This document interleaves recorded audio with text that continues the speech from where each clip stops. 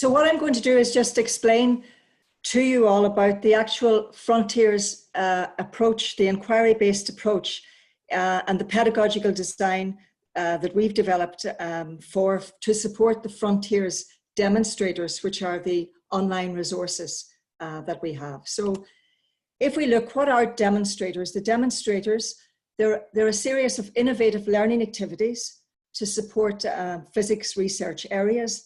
Those are the different research areas, areas that people sometimes find it hard to have resources in, for example, astronomy, cosmology, gravitational waves, etc. And the demonstrators support different age groups. So some of them will actually be maybe appropriate for primary schools, and others will be useful for the junior cycle or the 14, 15-year-old students in other countries, and the high energy physics for perhaps more 16, 17, 18-year-olds. So these are the different demonstrators. And on our project website, the Frontiers project website, what we've done is we've done one-page explanations of the different demonstrators. So for example, the demonstrators on exploring the sun, or other ones on discovering alien worlds, etc. All those one-page demonstrators have key concepts on them, the learning activities and the key activities. So the one page will help you as a teacher to actually work through how you're going to maybe go into the fuller demonstrators, and the web page is there for those demonstrators. So what we first of all want to explain is this idea that we have for the demonstrators, and it's the stages of inquiry. So most of you who are science teachers will understand this inquiry-based process, which a lot of curriculums have asked us to follow. And what we have is this three-stage approach: the orientation stage, which is getting students to ask questions, provoking curiosity in the students, then moving to the exploration stage, which is around the hypothesis generation, planning the investigation, analyzing and interpreting data.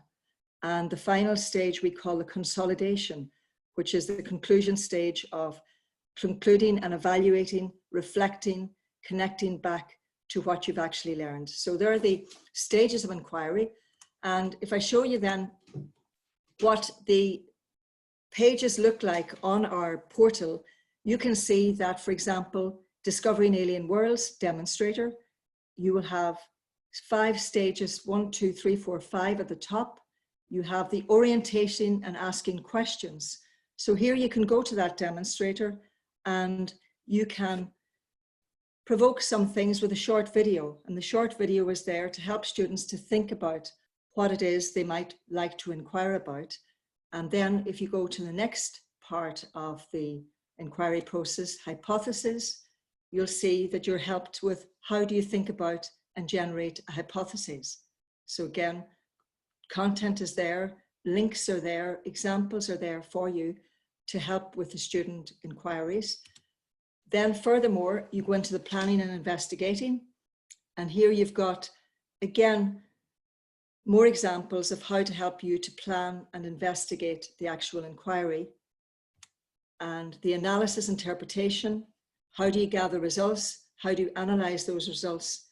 This will help you in that demonstrator. And finally, the conclusion and communication is how do you connect the ideas back to the scientific knowledge, and how do you reflect upon the whole learning? So all of our 20 demonstrators are designed in this way to follow this particular inquiry-based structure. And this is the structure again: orientation, exploration, and consolidation. And a lot of you know this approach anyway, but it is important to know that all our demonstrators are focused on this approach. Why are we focused on this approach? And I'll just go to the reason is why we use inquiry-based learning is that the research shows that it does improve students' attitude to science, it does develop scientific literacy, and it has been shown to increase test scores. So this is why we want to include this pedagogical framework within the demonstrators. Most of you will also know that there are different types of inquiry, and within our demonstrators, you can decide at any of those 5 stages to either use a structured approach, a more guided approach, or a more open approach to inquiry. So it really is up to you to use these demonstrators in whatever way fits into your particular class lesson, taking in this different levels of inquiry that we have. And we have a number of videos that we'll make available on the website as well to support you and help you understand what inquiry-based learning means. That's it.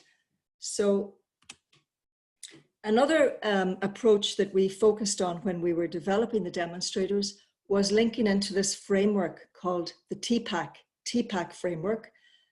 And that means that we understand that the demonstrators have technology or tools embedded in them. So for example, within the demonstrators, you'll be linked to video clips, you'll be linked to different technologies or links to websites, etc., to help you understand something. Pedagogical knowledge, again, is linking into the types of inquiry. So that's the open and the inquiry-based approach that we've just mentioned. And also the important thing is the content knowledge, actually, obviously the topic of the inquiry, the area of physics and the learning outcomes. So I just want to look at this content knowledge next to help you understand how we try to make sure this was linked in. A lot of science curriculum often focuses on the cognitive domain. So you can see there, the cognitive statement focuses very much on knowledge, concepts, understanding.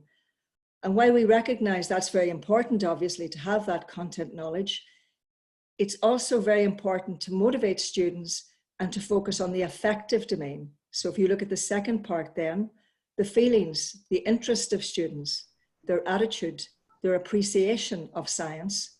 You know, will this demonstrator motivate my students? Will it help them to change their attitude towards science?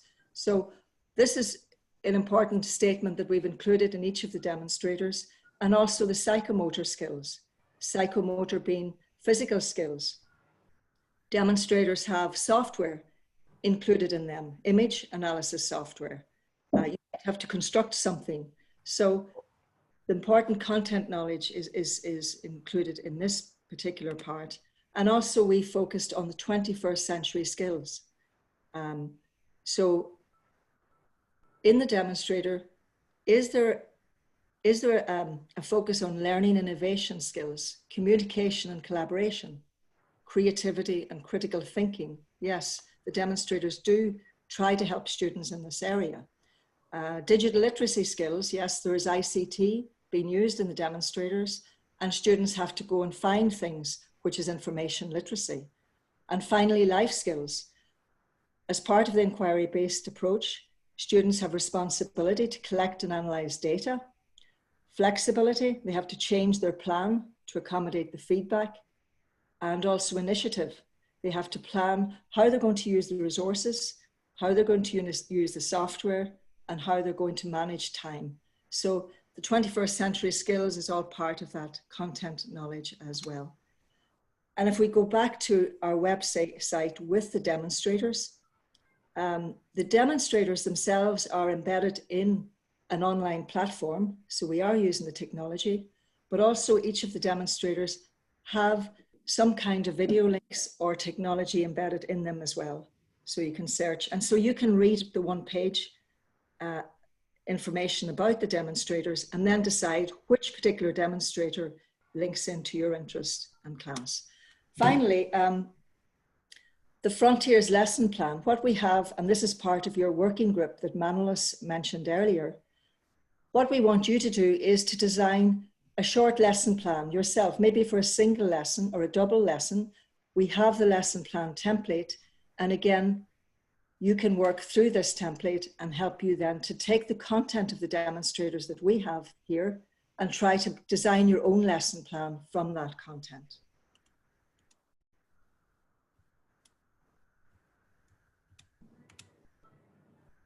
And that's it. That gives you a general overview folks off the whole the frontiers approach that we have used for the demonstrators. Okay, thank you. Thank you. We have a question from Eva, okay, who said that how to go ahead from selected demonstrator to 5-phase activities in the website. Eva, okay. if you go to the website and you click on the View the Demonstrator button, you will see the website link. Yeah. Yes, I have shared it. Yes. Okay. Okay. I can share my screen for one moment if you like. It will be very quick. So if you go, for example, here, can you see my screen? Yes, this screen I have seen, yes. Okay. So you will see here, the first thing that you see, for example, in the demonstrator, let me show you another way. So you are here, you see the demonstrators. You select, left click. Here you see the description page, which Margaret described, has everything you need in order to get oriented to the demonstrator. And then you just left click here where it says link to the demonstrator in English. Okay. Okay, thank you very much. Now it's clear. I didn't recognize that in English is a button that I have to click. I'm sorry. No problem, no problem. We will soon have it, as I wrote on the website, on the chat. We will also have in other languages. Thank you. I have stopped sharing now.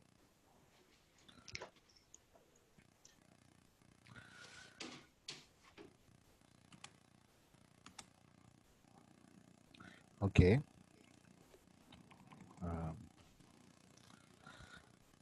If you don't have any questions, maybe we could we have our next presentation at 12 o'clock, but maybe you would like to begin earlier, Professor Koukoumelis.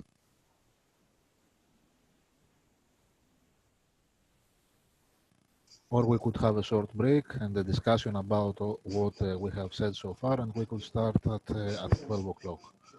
We are on time.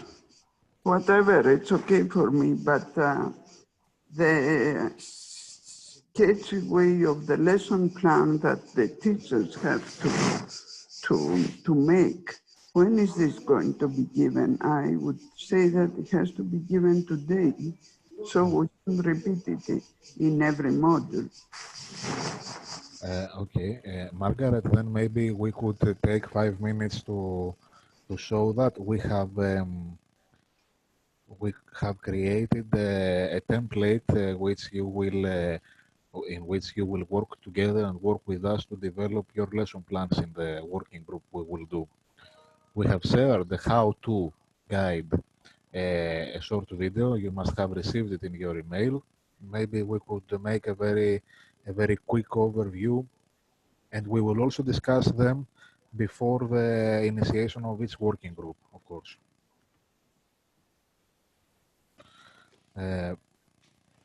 Yes. Margaret, yeah, Manolis, it might be an opportunity for maybe an opportunity for people to look at that video now if they haven't already done so. You know, I'm not sure how many people went through it, but it might be a chance for you to look at it now, and so that you're familiar with the idea of the template. Okay, can we share the video maybe? How could we?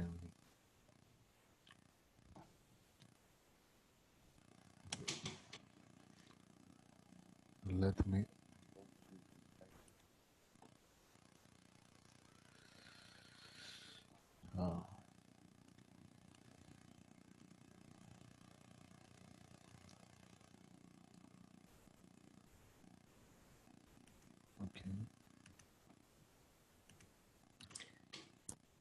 Okay. Yeah, you could share the video on the chat box, and people can have a look at it. Yes, yes. Or I can also share my screen where we can see it together right now. Yeah, perfect. Okay. One moment.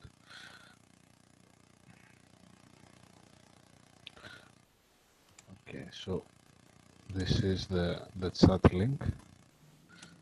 and I share my screen to see this. Okay. So I will mute the sound and maybe we can discuss this.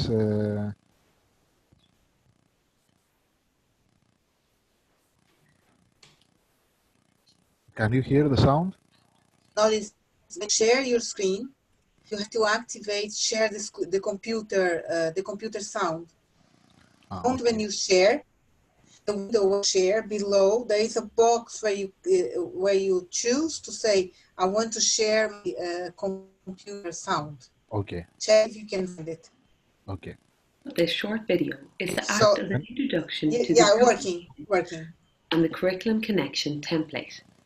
After participating in a 2-hour module workshop, you will be expected to work as part of a team to design a curriculum connection relevant to one of the demonstrators in your chosen module. You were sent an email of an invitation to a group template on Monday the 16th, and this is the document that you will work on in the coming week. So this template that I am showing today is for Group A that have decided to participate in the module on the High Energy Physics Working Group. The templates are all identical for each of the working groups and have the same layout and format. There will be 3 to 4 other teachers who will work collaboratively with you on this document, along with the relevant module supervisors.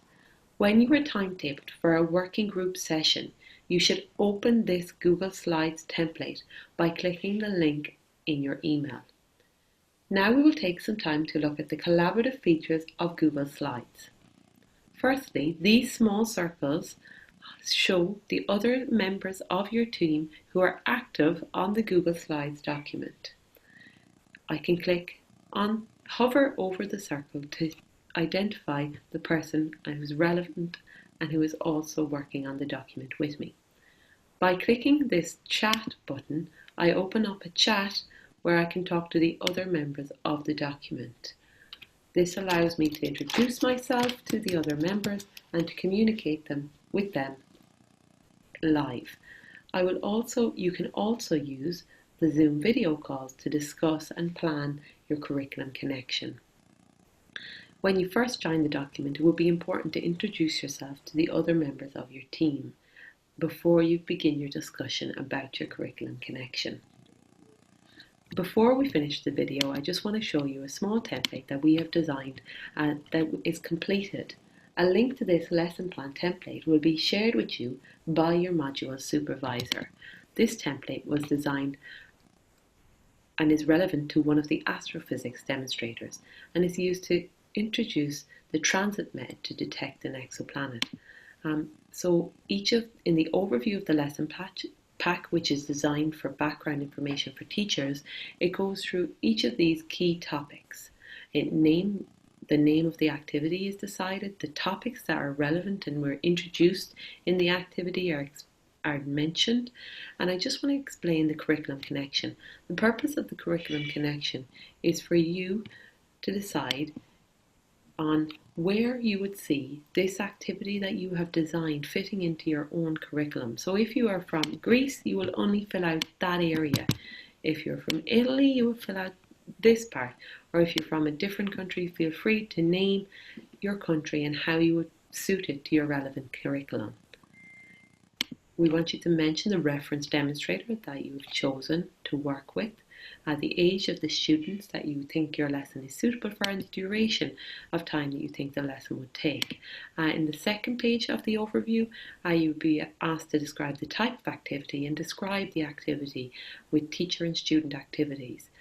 You will be required to list the equipment requirements, and it might be an idea if your activity requires a worksheet to link the worksheet into the overview of the lesson along with the prior knowledge. In this slide, what we want you to do is we want you to copy the overview of the demonstrator as a whole to give teachers an idea of what is the background to the lesson that you have created. Once you have completed those overview and background information for teachers on your lesson, we want you to create a presentation that can be used with students. This is a very, very short presentation that you can take some time to look through, but just to explain a few key things, in this activity, you look at forming your own light curves.